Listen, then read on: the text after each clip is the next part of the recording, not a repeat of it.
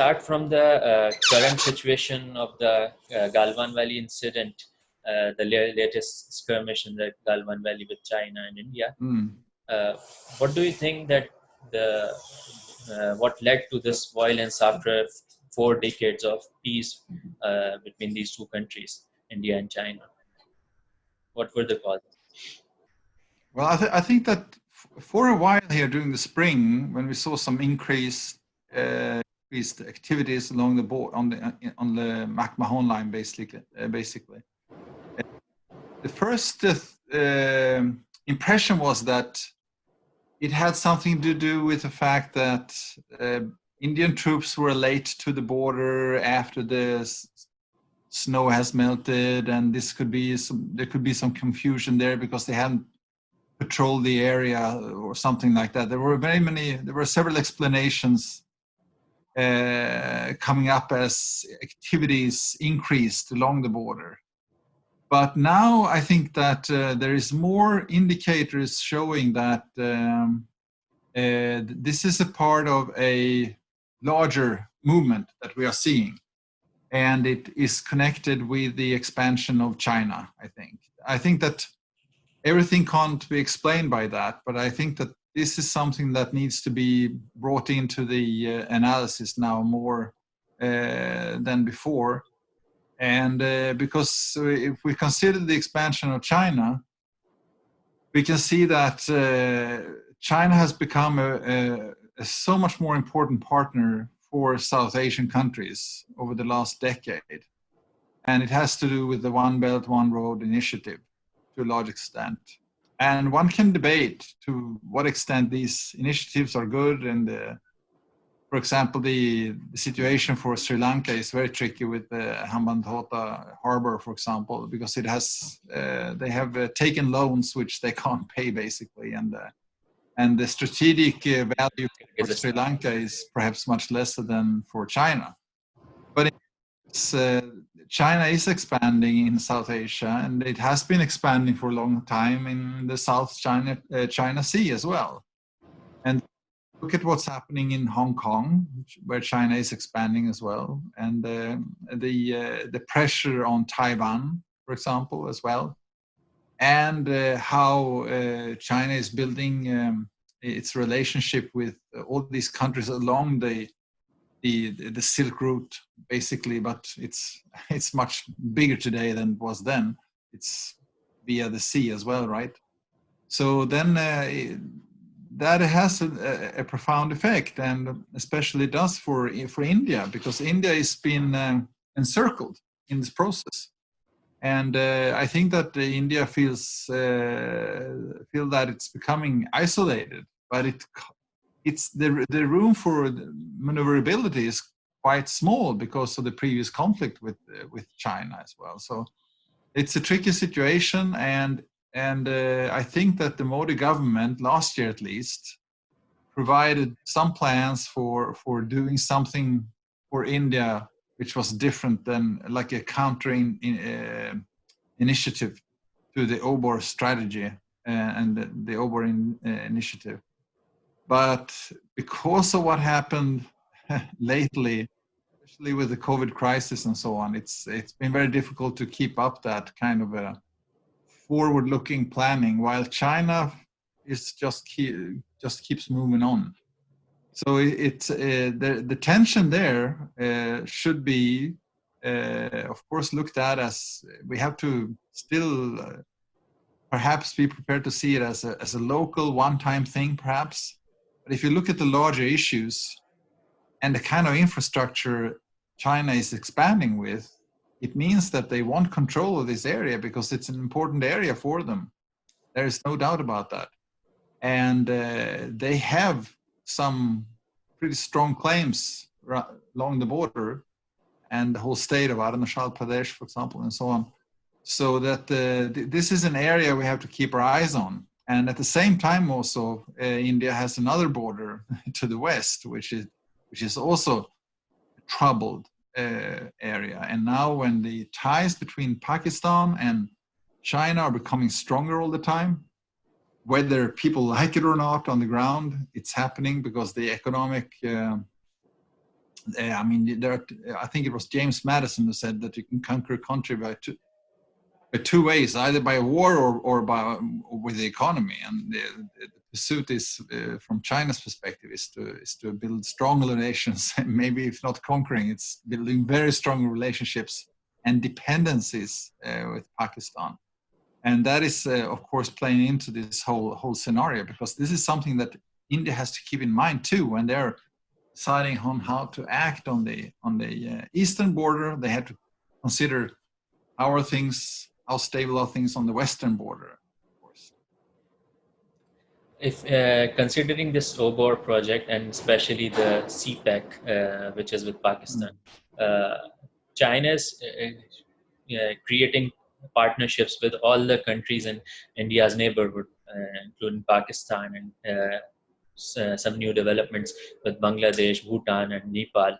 So, don't you think that India is being very much isolated? And why don't India come into cooperation or in a partnership in this One Belt, One Road project in a larger sense? Why do you think there is a kind of conflict? Why not cooperation in this regional project? Well, like I mentioned before, the India and China has been at war, and as you may remember, before the nuclear tests, George Fernandez, remember what he said? Who's the number one enemy? It's not Pakistan, it's China, right? And so this is something which is still within in the mindset of people in India. I think that they don't trust China, and in my opinion, I don't think they should either, because India has been helped a lot of times by their independence, but the pressure on them is high now. But also, if China and their expansion project, it's very hard to evaluate how well it's being done. It has problems. It is an unevenly implemented project, and mixing up one's economy with China too much can be something which can become very painful in the long run. Because if you do borrow a lot of money, it's as simple as that. If you do borrow a lot of money for your infrastructure projects, and you also at the same time do something today which is very different from 20, 30 years ago, you incorporate and you become dependent on their technology as well. That means that they can not only decide on how to put pressure on you economically, they can basically decide if they want to shut down your infrastructure as well. And when it comes to crucial infrastructure, when it comes to the energy sector, for example, a lot of countries in the West are dependent on Chinese technology in that sense. But I think that the OBOR countries are even more dependent on it. And this is not very often debated, I think. It's the kind of relationship that would be debated if it would be in relationship to the United States. For some reason, it's not debated a lot because it's China. And China is an authoritarian state. It puts its Muslim population, I mean, they have 1 million people in concentration camps, and they're treating them extremely bad. And that should be a cause for concern somewhere along the way when the OBOR project is being implemented. Somebody should raise the concerns relating to human rights issues and how this is relating to the unfortunate development we've seen in the world today. 14th year in a row, 14th consecutive year, the level of democracy in the world is going down. And a lot of that decline is coming from India now, but it's coming from countries being affected by China's policies as well. So they have a profound effect on its partners, and also countries that they see as doing something against their interest in some way. This is going to increase tension. And the dividing line is the Kashmir. It's the border now in the new Cold War is in Kashmir.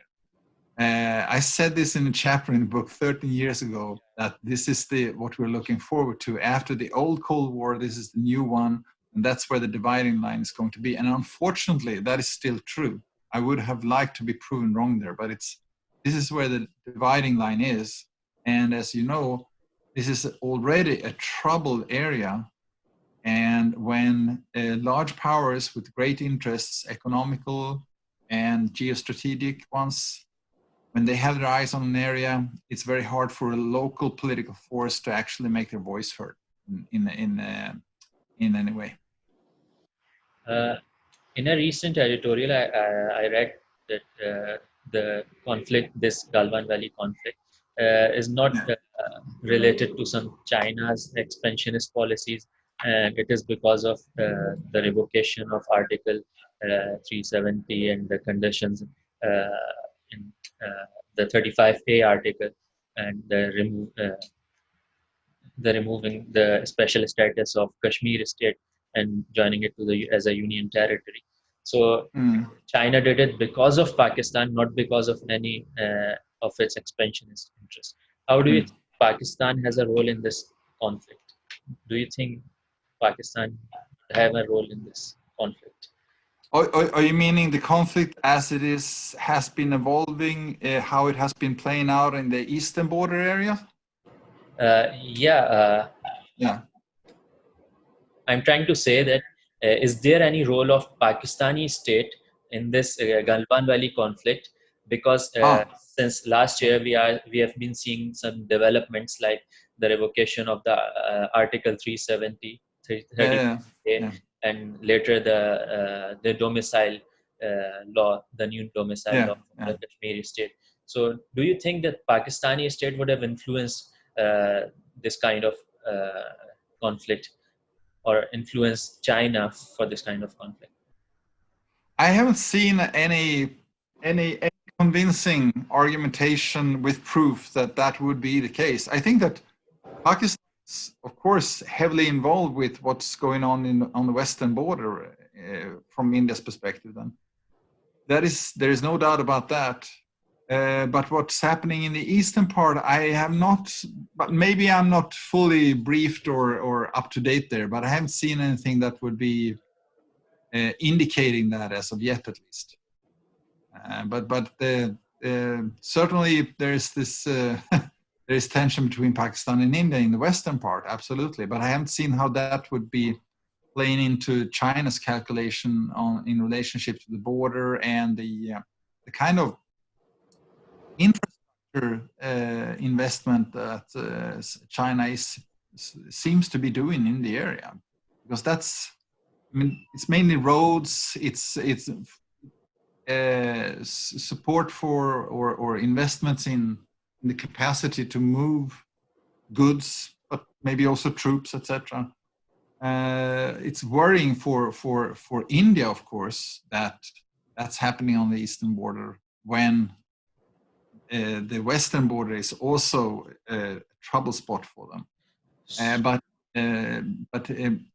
Pakistan's influence going in that direction via China, I haven't seen anything that convinces me there yet. Yeah, so we can remove this possibility because the conflict in the Sikkim area, the eastern border.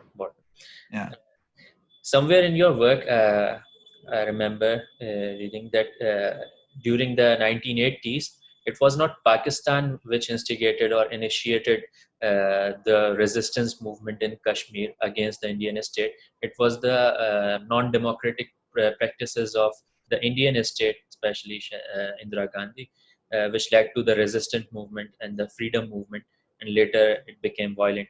And later on, after the fall of Berlin and end of the Afghan Jihad, Pakistan found an opportunity to invest in that conflict. So, do you think the recent development of recent non-democratic practices of BJP government from the state of India would bring such kind of more resistant and more violent protests and more violent movements from the Kashmir Valley? Absolutely. I think that what I described there in the book is that, like you said, the whole upshot of the conflict and what preceded was internal factors, absolutely. On the other hand, after about 1989 and from the 1990s and onwards, then you can see strong influence by Pakistan, because across the border, and there are training camps in Pakistan, things like that. I think Zia-ul-Haq would have liked to see an insurgency. You know, the Operation Topak whole thing there, and all these discussions on whether there was a plan for that and so on. But I made an interview, for example, with Amanullah Khan, and he said, well, the attempts were made to get an uprising going, but it was impossible because people in the area weren't interested. Simply, you know, they had other things to do, and that was when democracy was working. The whole situation then changes, and you can see with the when the Congress Party joins hands with the National Conference, and how that affects the electorate, and they actually engage in manipulations of the elections. That has a very negative effect, and then that's when people are motivated much more heavily than before, and on a larger scale, an unprecedented scale, to join these violent movements. So that is something which you could argue absolutely to be happening today. And I haven't been able to do on the ground field work on this. I've been visiting friends and such things lately in the area, but that was, and this was during the lockdown, but I was traveling as a tourist. But I could see that the kind of pressure which was applied on the population in the state then, about 6 months ago, it was the kind of pressure that absolutely breeds insurgencies, violence, and radical ideas among especially younger people who will not accept that kind of pressure on them. And just the way the way that the state has been handled by the Modi government, splitting it up,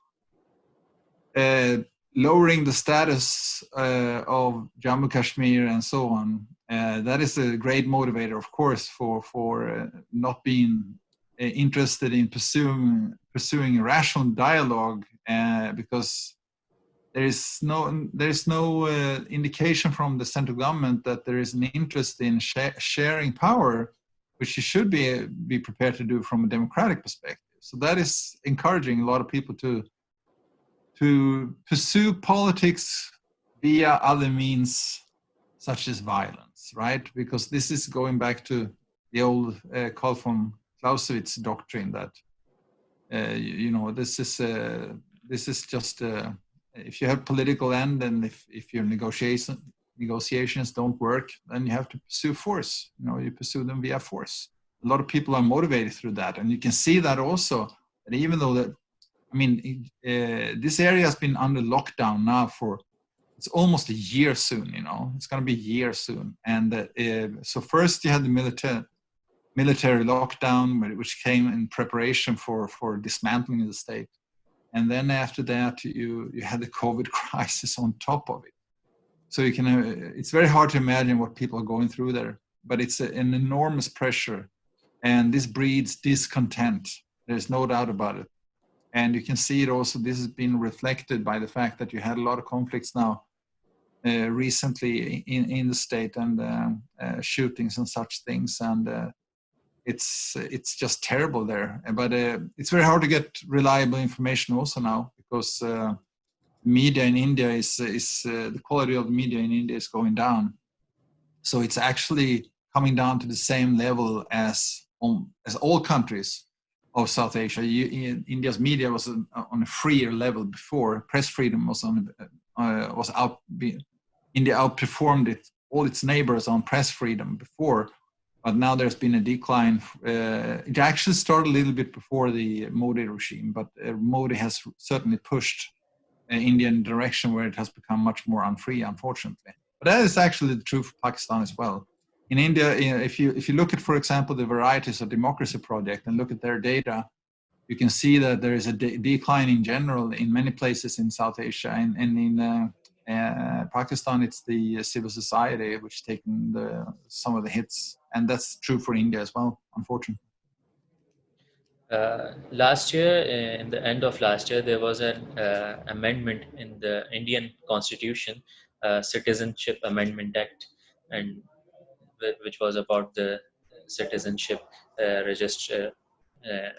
So we witness a violent communal riots between Muslims and Hindus in New Delhi and other cities in the Indian states.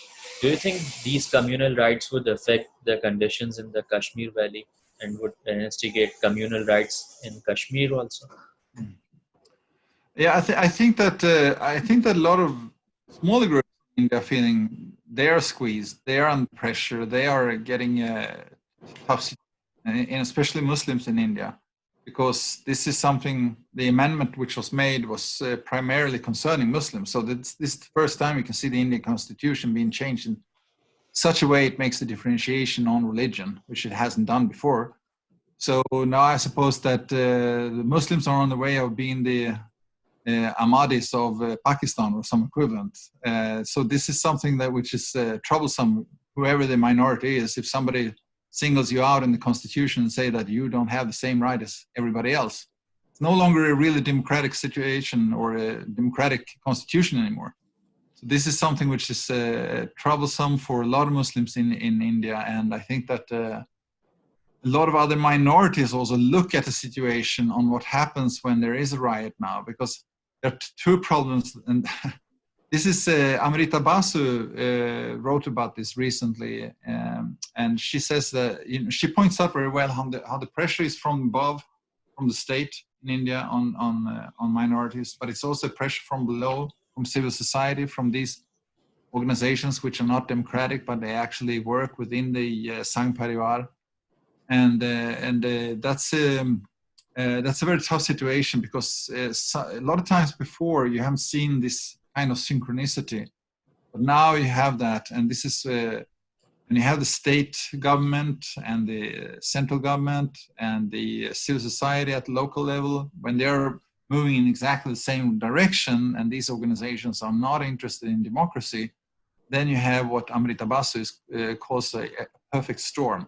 Then you can get a situation like the Gujarat massacres, for example. So this is a situation where you really have to watch out. And this is following a pattern you can see in so many other countries as well.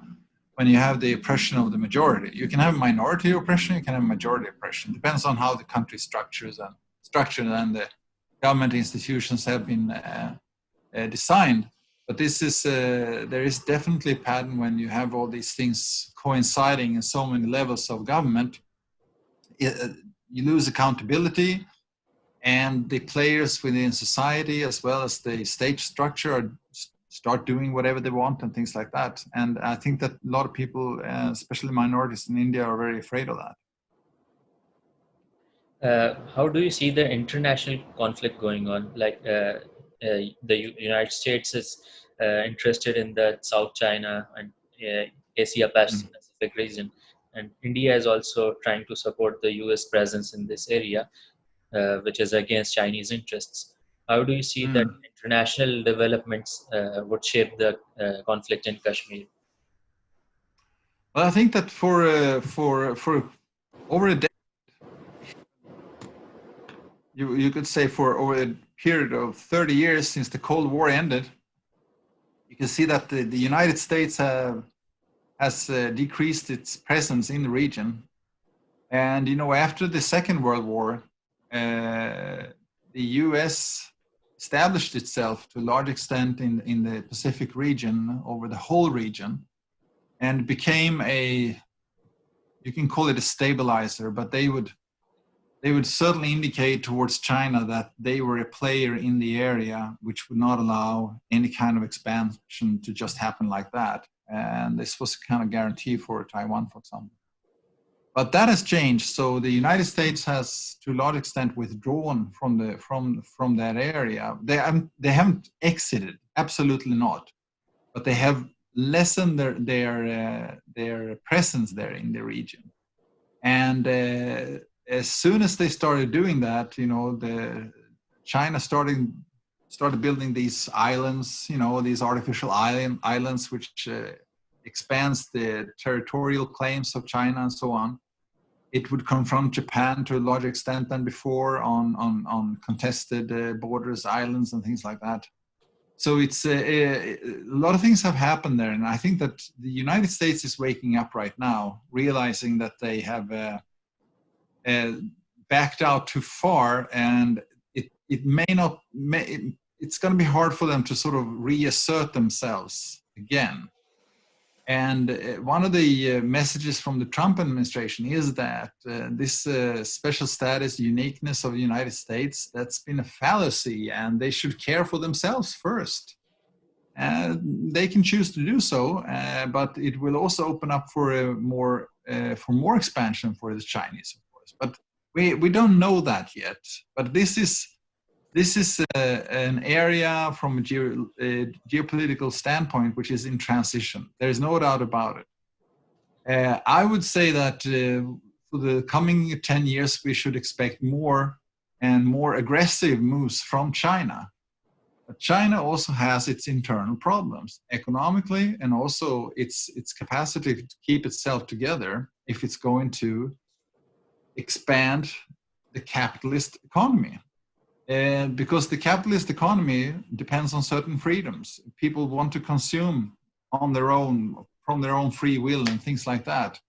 It implies a way of thinking which is not very easy to handle for a common, the kind of regime that you have in China now.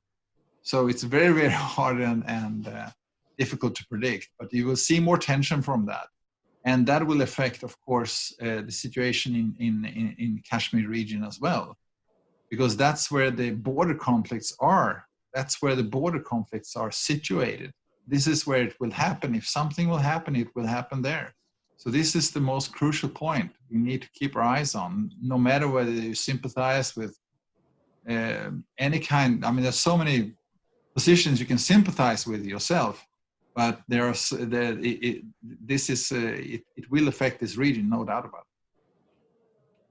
So this would be my last question. And how do you see the situation after the lockdown, after the Corona lockdown, and supposedly, if we hope so, that the lockdown would end after Corona in Kashmir Valley? How do you see the conditions or state intervention by India in Kashmir Valley? Would the condition improve? And in your final statement, can you suggest some solution for this conflict? What is your opinion in this? You shouldn't trust political scientists. That's the first rule, because especially solution. First, they have the analysis. They tell you the reality is like this, and then they have a solution. Those guys. So it's a tricky thing. But the whole Corona situation is a really important to understand here also, because, for example, we had the Corona situation for a long time now here.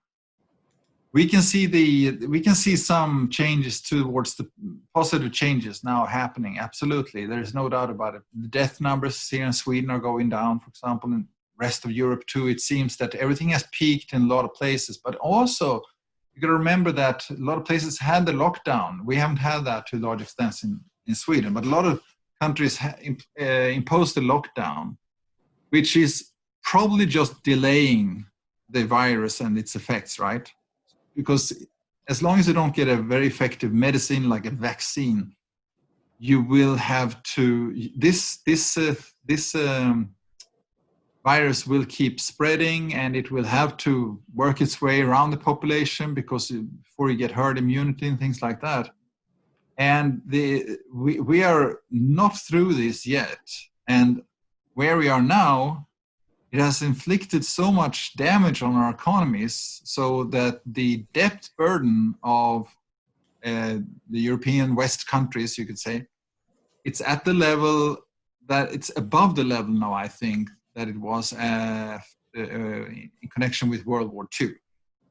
So even if the virus goes away within a year or so, the economic consequences have not been understood, how large they are. The thing is that a lot of poor countries are going through the same thing, right? They're borrowing a lot of money. They have to live on borrowing money. But the thing is that, which is so much more difficult in places like, for example, India or Pakistan or Bangladesh, is that lockdown is not an easy, viable solution. Because yes, you can have a lockdown and you can delay the effect of the virus, yes. But the consequences for so many other parts of the economy, supply chains of food? What happens to harvests? What happens to infrastructure development? Things like that. If you delay them very much, you will have profound effects from that too. If you, for example, delay vaccination programs, there will be profound effects from that too. And we have seen a lot of horrible evidence of this. The thing is that I'm not an expert on this. I'm not a virologist or an expert on pandemics, but I know something about the infrastructure in these places I'm talking about, at least. And the thing is that if you pursue lockdown for a while, we know it will have humanitarian costs as well. So at some point, if we don't get a cure, which we don't know nothing about cure being coming up, it's going to be really difficult for a lot of countries to handle the situation. On the other hand, the virus hasn't spread. It seems like it spread, for example, in Italy and other places. So maybe there, for some reason, there is maybe some immunity from before, or the numbers are just completely unreliable. We don't know that. It can be that too. But the challenges ahead of just handling the crisis are enormous, and lockdown can only be done to a certain extent before you inflict other kind of damages on the economy and the population. So that's going to be a great source of unrest. Of course, the primary thing is the human suffering from it all. But it's going to also destabilize governments as well. And you can also see that the first remedy for a lot of governments here in the situation is that either because of that, they will impose more restrictions on democratic freedoms, or they will use it as an excuse to impose restrictions on on democratic freedoms. Thank you. And you won't give any suggestion or opinion about how to resolve No, that? I think that my suggestion is take all these several other things into perspective before you think and act, of course. That would be the advice, because in our economy, we have bigger buffers, okay? We can steer things much more easily. And that means that if something works here, this is almost like a cliche, but you have to think about it though. One has to think about it though, that if something works here, it may not necessarily work there, because there are so many other more complicating factors to take into account before one try to employ a strategy. So if there are other things that you can do besides a strict lockdown, if you can keep the economy, you got to make the supply chains open, things like that. One has to think about those things all the time as well, to a much larger extent than maybe here, because some of these things works more easily here because the infrastructure is simply more reliable. But so there the kind of things that have worked here in some places here may not work in other places. But the thing is that still this virus works in such a way that we can't explain variations in outcome here now, even though we pursued a lot of research on. Look at, for example, the spread of the virus, how many people it kills in countries in Europe. It goes up and down like that. It's very hard to see a pattern still. We know still too little about this virus to be sure. Some people say then you should adopt the principle of being very careful and make sure that you do what works, but it's very hard to say what works still. So one has to, I'm critical, for example, against the Modi regime and how they handled lockdown maybe. But what you have to ask also, what do you propose instead? And there's a lot of people are critical who needs to be able to say also what you should do instead also. Where do you put the cost? This is about moving around costs of human suffering. And somebody has to take that very hard decision somewhere along the line. Finally, would you like to comment on Pakistan's struggle to end this violence, end this conflict in Kashmir, like the recent the address of Imran Khan in the General Assembly, and later on the building of Kartarpur Gurdwara and opening the Kartarpur corridor, and building of other temples for minorities. So do you think Pakistan is going on a right path to resolve this conflict, or would you are you against it? Well, I mean, it is correct that Imran Khan called Osama bin Laden Shaheen, right? Yeah. I think that is probably a bit provoking for a lot of people around the world to have a statement like that in such a context. So maybe, yeah. So this is one of the things that could have been done differently, I think, if I'm going to put it diplomatically. But I mean, I have a personal opinion here, and I don't know how biased I am from my own preference here, but I think that India and it also sounds a little bit like a cliche, and it's also easy for me to say this, but in my opinion, I travel a lot between India and Pakistan, and in northern India and Pakistan. And when you travel across the border, it's striking how similar the places are, for somebody who comes from the outside. It's very, very, very similar when you look at traditions, the way people talk and do things and so on. I myself also belong from India. My ancestors my father was born in India. Yeah, you see, I mean, it's obvious. I mean, the reasons are obvious for it, especially if you compare to how much India differs when you travel from north and south. Yeah. But I always felt that if there is some way to open up the border in order to get open up the border so people can travel and trust each other, and that if that could downplay the border conflict along the line of control, that restrictions would be eased between India and Pakistan, that would be, that could diffuse the conflict from within. And India and Pakistan has so incredibly much to gain from opening up the borders if there would be trust, and if you could control these groups that are very violent. Because a lot of these groups, it's not on their agenda to have peace, because they want to build something else with other means. But if you could actually open up the borders and you could get more exchanges, you could trade more, then India and Pakistan would gain a lot from that.